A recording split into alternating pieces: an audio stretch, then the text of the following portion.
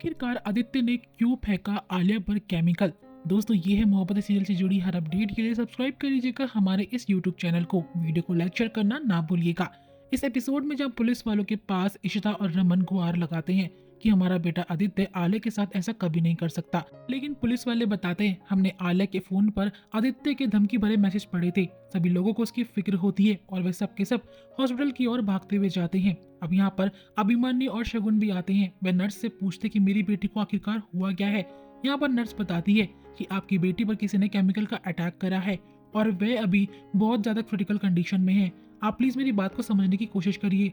किसी आदि के फोन से उसे मैसेज आ रहे थे। शगुन को ये बात सुनकर बड़ी हैरानी होती है और अभिमन्यु को भी अपनी आलिया के लिए बड़ा बुरा फील होता है कि वह इस वक्त किस सिचुएशन में होगी, कैसे फाइट कर रही होगी। मनी और शगुन जो है आलिया से मिलने के लिए उसके कमरे में जाते हैं। मनी आलिया की ये हाल देख नहीं पाता और यहाँ पे आलिया कहती है कि अप्पा मुझे बहुत पेन हो रहा है। शगुन को भी आलिया पर बहुत तरस आ रहा होता है कि एक दिन में ही इस बेचारी बच्ची के साथ हुआ तो क्या हुआ है। उसे अपनी आंखों पर यकीन नहीं होता कि आदि आखिरकार ऐसा कैसे कर सकता है। मनी भी आलिया के सर पर हाथ रख के कहता है कि तुम्हें कुछ भी नहीं होगा, तुम्हारे अप्पा तुम्हारे साथ है, तुम बहुत स्ट्रांग हो। लेकिन आलिया कहती है कि मुझे बहुत ज्यादा पेन हो रहा है, मेरे से ये झेला नहीं जा रहा, क्या मैं कभी ठीक हो पाऊंगी। मनी को आलिया के ऐसे शब्द सुनकर काफी ज्यादा बुरा लगता है और वह वहां से चला जाता है। अब यहाँ पर शगुन सोचती है कि उसे पता करना पड़ेगा आखिरकार ये सब करा तो करा किसने है। दूसरी ओर दोस्तों में देखने को मिलता है पुलिस वाले जो होते हैं वो भल्ला हाउस में आ जाते हैं आदित्य को ढूंढते हुए रमन के साथ, लेकिन उन्हें पूरे घर की चेकिंग करनी पड़ती है। सभी घर वाले परेशान होते कि पुलिस हमारे घर पर कर क्या रही है। रमन घर वालों से कहते कि पुलिस को प्लीज अपना काम करने दीजिए। इतने में पुलिस वालों को आदित्य भल्ला पूरे घर में कहीं नहीं मिलता है। अब उन्हें जानने को मिलता है किस तरीके से आलिया पर केमिकल अटैक हुआ है। मीका कहती है कि मुझे आलिया की बहुत फिक्र हो रही है, लेकिन हमारा आदि ऐसा बिल्कुल भी नहीं कर सकता है। रमन इस टाइम शांत होता है। वह पुलिस वालों से कहता है कि आदि यहाँ पर नहीं है और जब मुझे पता चलेगा कि वो कहाँ पर है मैं आपको बता दूंगा। पुलिस वाले कहते हैं कि हम उसका फोन नंबर ट्रैक कराते हैं। संतोषी भल्ला जो होती पुलिस वालों का गिड़गिड़ाकर बोलती कि मेरा पुत्र ऐसा नहीं कर सकता है, आप प्लीज उसे कुछ मत करिएगा। दूसरी ओर इशिता जो होती है वे आलिया से मिलने के लिए हॉस्पिटल में गई होती है। आलिया कहती है अम्मा मुझे बहुत दर्द हो रहा है, आप प्लीज मेरे साथ यहीं रहिएगा।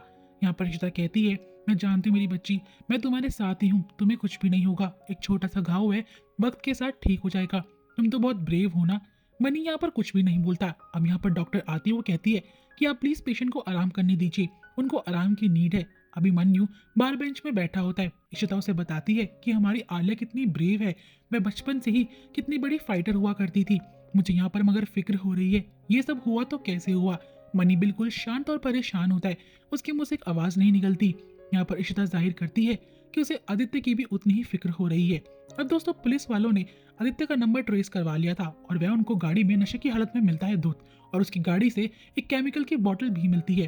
पुलिस वाले सोचते हैं अब इसे पकड़ना आसान रहेगा, लगता है कि यही कल्प्रिट है। दूसरी ओर शगुन जो है अशोक से पूछती कि तुमने ये सब करा है। अशोक कहता है कि मैं पूरा दिन से निधि के साथ हूँ, मैं ये सब क्यों करूंगा।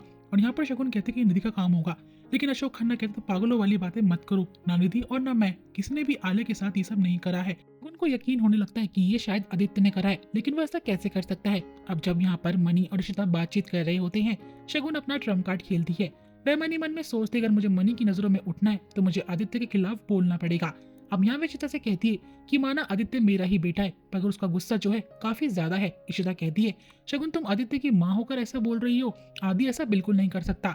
लेकिन तभी यहाँ पर पुलिस आती है जो ये कंफर्म करती है कि ये सारा काम आदित्य का किया हुआ है, हमें उसकी गाड़ी से केमिकल की बोतल मिली है। अब यहाँ पर इशिता चुप हो जाती है और शगुन और मनी बहुत ज्यादा गुस्से में होते हैं। इशिता सोचती कि मेरा बेटा कहाँ होगा, इसलिए वह भागी हुई पुलिस से पूछती है कि आदित्य कहाँ पर है। वह बताते कि वो हमारी गिरफ्तारी में है। अब यहाँ पर मनी जो होता है एक बार फिर से मिलने जाता है आलिया से, जो कि उसका हाल देख रहा होता है। पुलिस वाले उससे पूछते लड़का कैसा था और जो हुलिया आलिया बताती है वो हूबहू आदित्य भल्ला का ही होता है। अब यहाँ पर इशिता को अपने बेटे आदित्य की फिक्र भी हो रही होती है, जो कि रिमांड में होता है। पुलिस वाले आदित्य को एक कुर्सी पर बिठाते हैं और उसके ऊपर खूब सारा पानी डालता है कि उसे होश आ सके और उसे पूछताछ करते हैं क्या तूने एक लड़की पर केमिकल अटैक करा है। दूसरी ओर मनी जो होता है इस बात से परेशान होता है वे किसकी बातों पर यकीन करे और किसकी नहीं। पुलिस वाले यहाँ पर आलिया से पूछताछ करने की कोशिश करते हैं, लेकिन जब आलिया जवाब नहीं दे पाती कि मुझे याद नहीं है वो इंसान कैसा था, तो मनी पुलिस वालों से कहता है कि प्लीज आप उससे ये सब मत पूछे। और डॉक्टर भी यही सलाह देते हैं कि पहले आलिया को साइकोलॉजिस्ट से बात करनी पड़ेगी, उसके बाद हम कुछ कर पाएंगे। बाहर आने के बाद पता चलता है कि यहाँ पर सारी गलती आदित्य की होती है। अब यहाँ पर इशिता और रमन पुलिस स्टेशन पहुंचते हैं। वे आदित्य को बाहर लाने के लिए कहते हैं। बेचारा आदि डरा और सहमा हुआ होता है।